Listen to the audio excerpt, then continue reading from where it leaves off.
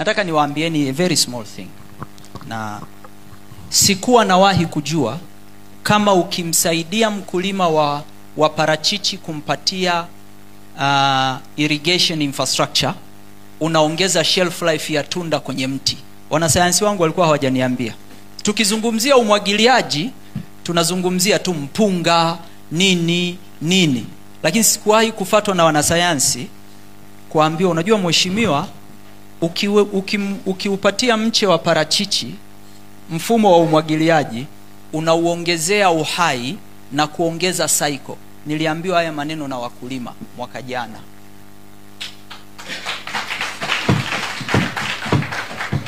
Na hiyo ndio ikapelekea kwenye bajeti ambayo tunaitekeleza mwaka huu, nikasema tutaanza ruzuku ya umwagiliaji kwenye sekta ya parachichi.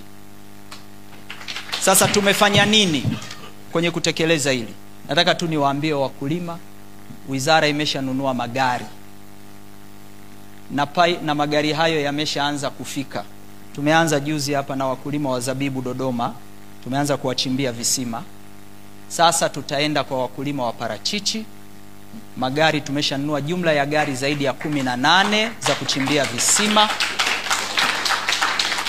Na approach yetu itakuwa sio kama ya wanavyofanya Ruasa, yani kila mkoa likakai moja. Wakuu wa mikoa wanajua. Yani sisi itakuwa ni program ya mkoa, kama gari ni 10 zinaenda kufanya kazi, zikimaliza zinaondoka, zinaenda mkoa mwingine. Kwa hiyo tumeshanunua magari, yameshaanza kufika. By tarehe 30 April tutakuwa tumepokea magari yote kwa uwezo wa Mwenyezi Mungu. Na by June tutakuwa tumepokea gari 3 kubwa ambazo zina uwezo wa kuchimba mita 1500. Kwa hiyo tutayatafuta maji umbali unaostahili. Lakini hatua ya 3 tunayochukua kwenye eneo hili, wizara imeshatangaza tenda kwa ajili ya kununua pipes na pump ambazo zitakuwa na pipe ya uwezo wa kufika mita 250, ambazo pampu hizi tutakuwa tunagawa kwa wakulima wenye kule southern naita vinyungu vya namna hiyo, ambao watakuwa wanaweza kupump, kwa sababu na mabomba tumeshaagiza. Kwa hiyo tunaanza hii program ya kusupport wakulima wa parachichi for one reason, na nataka niwaambieni sababu ni nini. Kwa sababu nilivyoambiwa na wakulima kwamba tunda litaongeza uhai kwenye mti, itatupunguzia tatizo la wastage. Nilivyorudi kwa wasomi nikaambia eti hii ni kweli, wakasema ndio mheshimiwa, hii ni sahihi kabisa.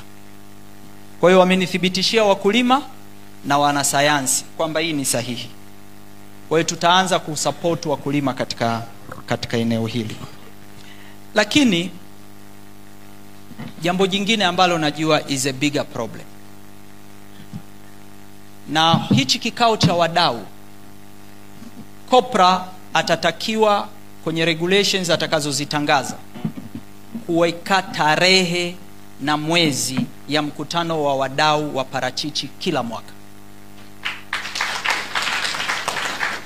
Na watu wengi wananiuliza kwa nini nazungumzia parachichi siizungumzii horticulture, na sababu ene subsector inazao. Ukizungumzia mazao ya chakula nchi hii, kichwani linakuja zao gani?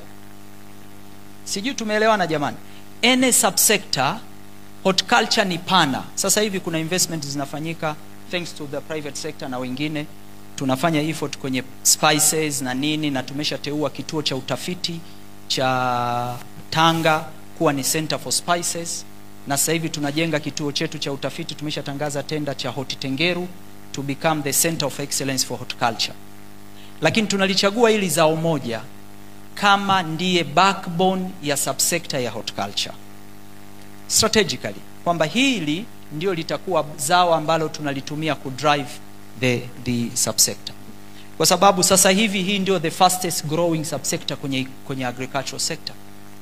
Mwaka jana Jackie amezungumzia hapa dola milioni 500 na kidogo kama export, na nataka tu nimwambie kwamba korosho tayari imewaovertake mwaka huu. Kweli sisi tumemaliza msimu mwezi wa 4, kwa hiyo BOT watadeclare namba za msimu huu kwenda 20 na kwa hiyo mimi na enjoy nikiona subsectors zina compete. to me is very good news. Tunajenga Hot Tengeru sasa hivi, tumeshatangaza, na kama nchi Hot Tengeru tunaitumia kama center of excellence ya horticulture, na nimesha sign gazeti la serikali kwamba hatutachanganya kitu kingine isipokuwa ni horticulture only. Kama tunafanya training, tutawatrain watu wa horticulture pale, kwa sababu mule ndani kuna mati. Kama tunafanya R&D, tutafanya horticulture mule. Na horticulture ni all product ambazo tumezidefine kama product za horticulture, included spices. Spices tunapeleka Mlingano, lakini bidhaa zingine zote ambazo ni perishable zitakuwa pale Hot Tengeru.